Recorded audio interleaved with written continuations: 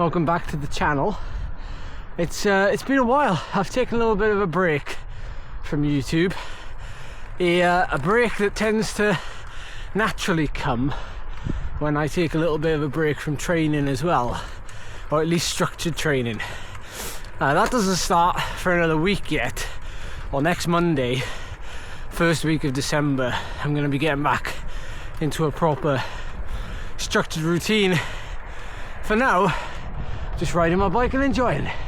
The last couple of weeks have actually been the busiest for me away from the bike, and they always are this time of year, because the coaching business really takes centre stage, where I'm starting to look over and do year reviews, and it's also the time when people are looking to find new goals for 2025. That's the business side of things, but my own personal goals I've still yet to put in place for 2025, and it's around about this time of year though that I start to form some kind of picture.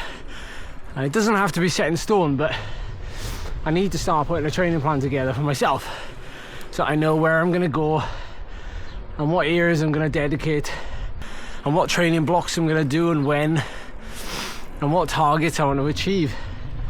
And of course, this YouTube channel. So when I said that this video is me taking a break, I meant that I've already taken a break. The break has happened, that's where I've been. So we're back now and into the swing of things. Currently climbing up a 12.5% gradient.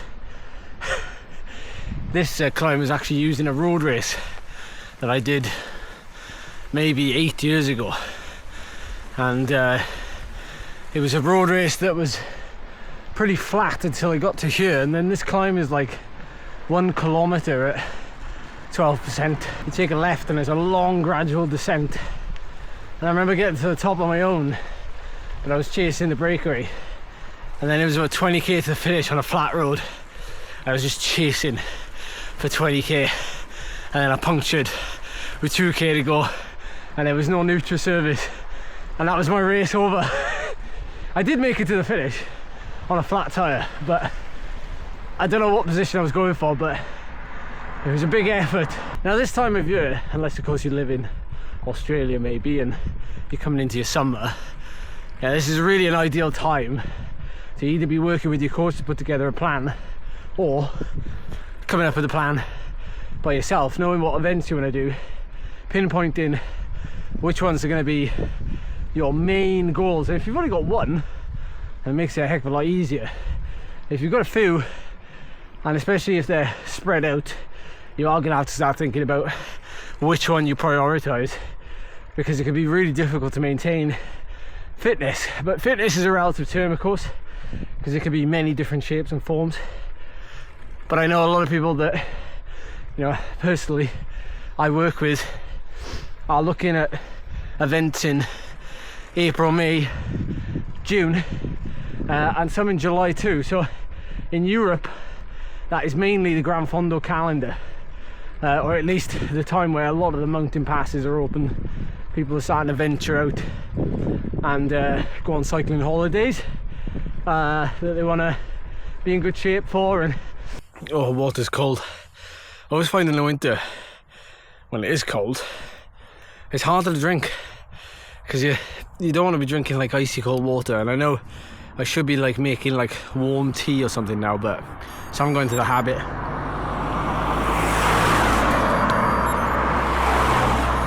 It's a strange kind of temperature, because I'm wearing a merino base layer that's sleeveless, and then I'm wearing a jersey short sleeve, and then I'm wearing like this Bandit Climbers Storm Shield, which I would class as sort of a GABA type material, and it's probably a little bit too hot actually, but it must be like 5 degrees.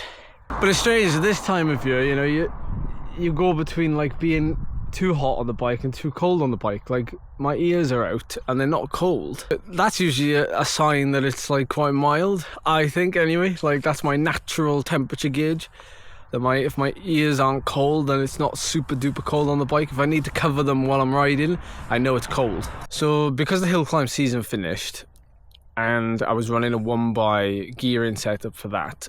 I've now changed the bike and obviously put the 2x, the big ring, back on essentially. So I'm back on the 52-36, and not only that, I had to replace my training tyres that I've actually used for nearly a whole year, on and off, but they've probably done about 12,000 kilometers. So I decided to pick up the same tyre, purely on the basis that they were reasonably priced as far as tyres go. Like, I'm not going to race on them, I'm not going to do, like, you know, I'm not looking for watts, I'm looking for weight, puncture resistance. Like, I don't mind if they're heavy, essentially. Puncture resistance, and like, obviously like 32 mil or something. I mean, that's the maximum clearance I can get on this bike, but at least I can swap the wheels over on my gravel bike if I want to ride that on the road. So the tyres are the Hutchinson Challengers, and they're set up tubeless as well. So it's essentially like really heavy duty tyres that I can't recommend enough. You can get a tubed version, which is cheaper. This is the tubeless version. I just figured that for winter, if I'm riding through like really rough lanes and stuff, it's really good. So far, actually, I'm running them at like 50 psi. Obviously I weigh like 65 kilos currently, which is a couple of kilos up on what I was weighing at the end of October for British Hill Climb Championship, which is about 61 kilos.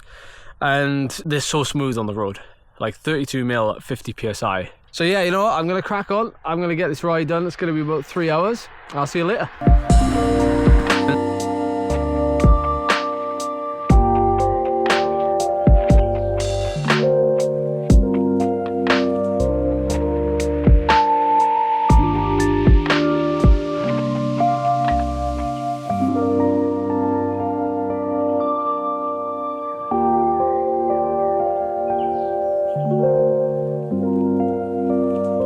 I have to say, I've been pleasantly surprised by 2024.